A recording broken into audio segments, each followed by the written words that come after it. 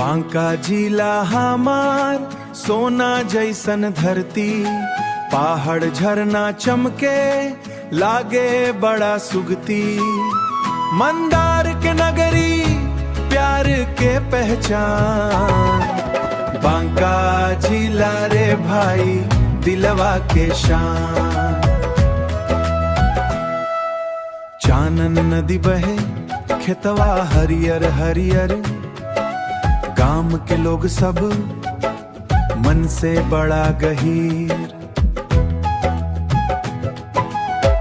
मेला और पर्व में गूंजे गीत संगीत, मगही बोलैया लोग राखे अपन प्रीत। मंदार पहाड़ ऊपर इतिहास बसल बा, साधु संत चरण से धरती पावन बा। सावन में कांवड़िया बोलास बम बम नाम, देवघर जाए रास्ता बढ़ाव बांका मान।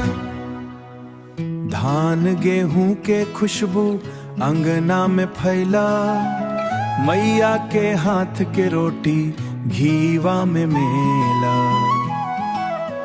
सीधा सादा जीवन मन में ने अपार, ऐसन सुंदर लागे हमर बांका द्वार।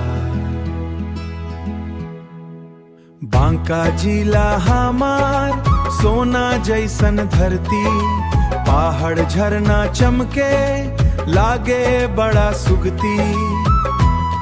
मंदार के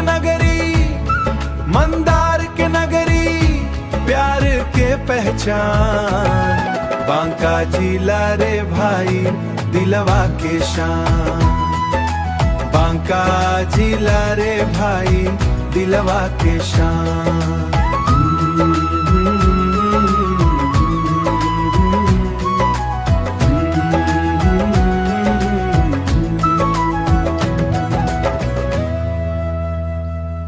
हमार बांका हमार शान।